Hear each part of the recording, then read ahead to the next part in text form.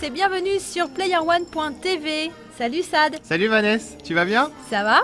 Alors ce soir nous sommes réunis tous les deux dans un univers tout mignon, tout rose avec plein de petites fleurs et des jolies couleurs pour un jeu qui s'appelle Loco Roco Remastered. C'est ça, donc si c'est un remaster, hein, Vanessa, c'est que bien sûr c'est déjà sorti. Voilà, mais déjà il y a déjà quelques années sur la PSP.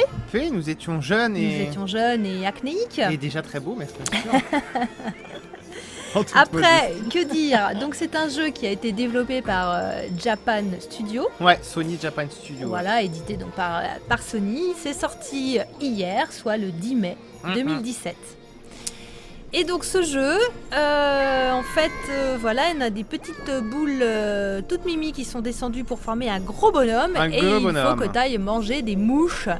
De différentes couleurs. Et des fruits aussi. Alors, on va vous expliquer le concept un peu. Qu'est-ce qu'on... Alors, explique-nous... Il n'y a pas de putain dans le jeu. Explique-nous ça ce qu'il faut faire. Voilà, ça glisse beaucoup parce qu'en fait, on est dans le monde de glace. Et donc, ce qu'il faut faire, c'est que donc, tu incarnes un loco qui peut voilà, manger des fruits et tout. Et donc, au fur et à mesure que tu vas manger de tout ça, et ben, ça va faire grossir le loco. Ouais. C'est-à-dire qu'il va intégrer des autres locaux. Et le but du jeu, c'est de sauver les mumis. Qui sont des personnages, je voilà, crois. Ouais, qui sont des petits personnages qui ont une espèce de touffe d'herbe sur la tête. Enfin, c'est vachement mignon. Ça ressemble un peu à un Pikmin d'ailleurs, un Mimi. C'est vrai.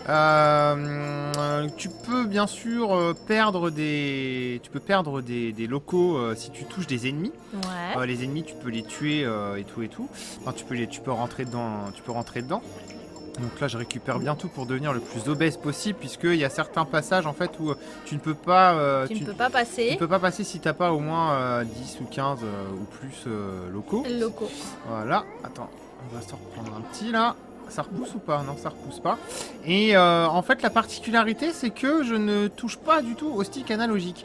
C'est-à-dire que déjà sur PSP, vous avez les deux gâchettes. Voilà. Et c'est uniquement ça qui dirige en fait le petit loco. Le gros loco, parce que là, il est très gros. Et donc, si tu appuies sur les deux en même temps, ça saute. Le loco saute. Ah, là, tu peux pas, tu vas te faire manger. Je peux lui filer un coup sur la gueule, mais si je le laisse m'approcher de trop, il va m'en bouffer. Hein, en fait.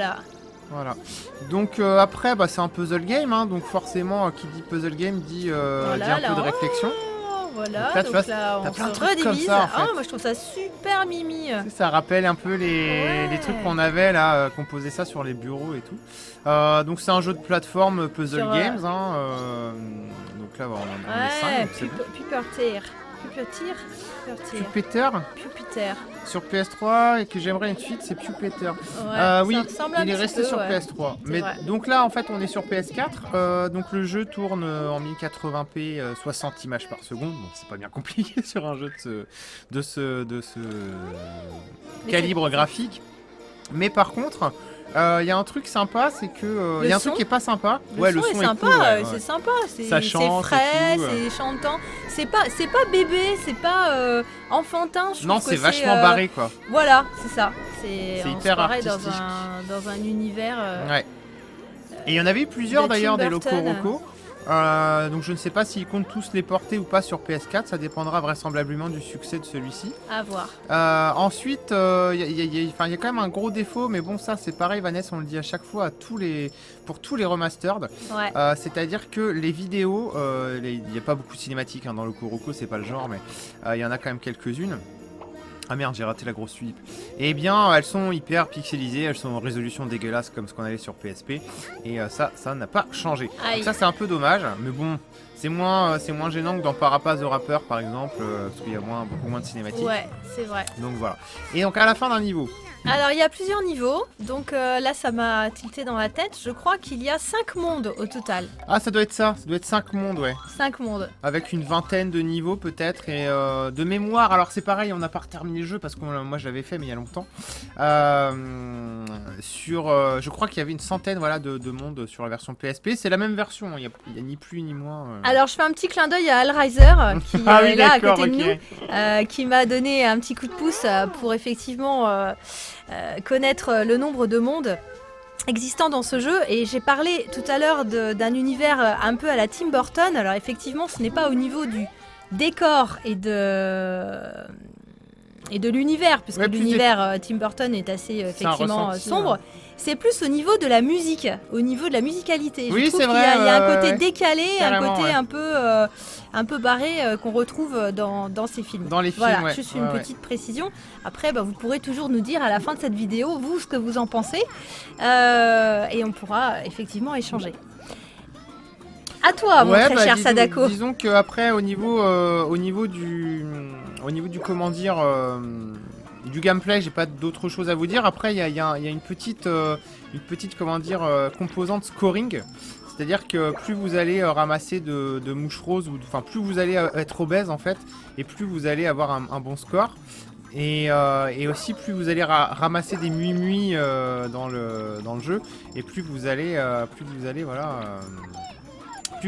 avoir un meilleur score aussi. Il y a après toutes l'essence, toutes les qualités du jeu se font vraiment dans le level design, parce que le level design, c'est un jeu de puzzle. Ouais. Donc il y a plein de puzzles différents. Donc tu parlais de stratégie à avoir quand même, comme tout ce genre de jeu. Ouais. Donc quelle stratégie adopter Déjà il va falloir très rapidement bien apprendre à bien connaître les niveaux, parce que sinon vous n'allez pas aller bien loin. Et surtout il va falloir apprendre à chaque fois en fait. Ce qui est génial, c'est que déjà les mondes vous mettent dans des trucs différents, enfin dans des environnements différents, mais surtout il va y avoir à chaque fois des nouveaux mécanismes. Presque chaque nouveau niveau fait apparaître une nouvelle plateforme, un nouveau danger. Enfin, il y a toujours de la nouveauté, ce qui fait qu'il faut s'adapter tout le temps. Et ne vous fiez pas aux apparences. C'est pas un jeu qui est si facile que ça. Les premiers niveaux là, forcément, c'est assez simple parce que on est au début, mais on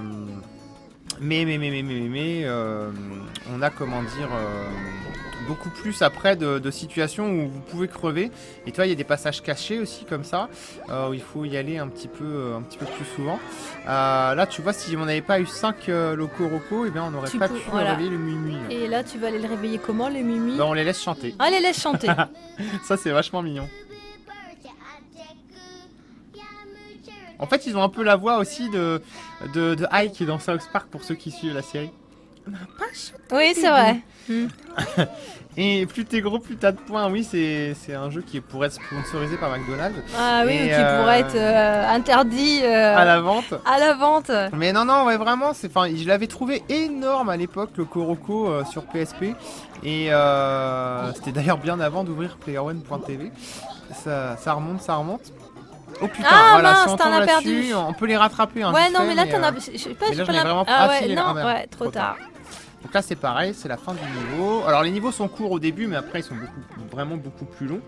Et voilà. Bah écoute, Vanessa, je pense qu'on a fait plus ou moins le tour de Locoroco Remastered. Je pense qu'on fera pas de game show, ça sert à rien. Non, ça sert à rien. C'est un petit jeu ludique, c'est un petit jeu à avoir pour se détendre, pour passer un bon moment. La musique est sympa. Vous pouvez même scorer si vous êtes à fond dedans. Donc, il y en a vraiment pour, il y en a pour tous. Non, c'est plutôt cool, sympa. Donc n'hésitez pas à nous dire votre ressenti. Je crois que ça coûte 20 €, ça, le prix, je suis plus sûr, mais c'est comme. Ouais, c'est 20-25 €. Non, moins que ça. C'est comme. Comment il s'appelle celui qu'on a fait, Parapace the Rapper, je pense que c'est 15 €. Ça doit être 14,99 ou quelque chose comme ça. Mais jusqu'à 20 €, ça vaut le coup, quoi. Donc un petit prix à découvrir. Moi, en tout cas, ça me plaît beaucoup. Eh ben écoute, je te prêterai. Super. Je vous fais des gros bisous. Moi aussi. Et on vous dit à très très vite. Salut.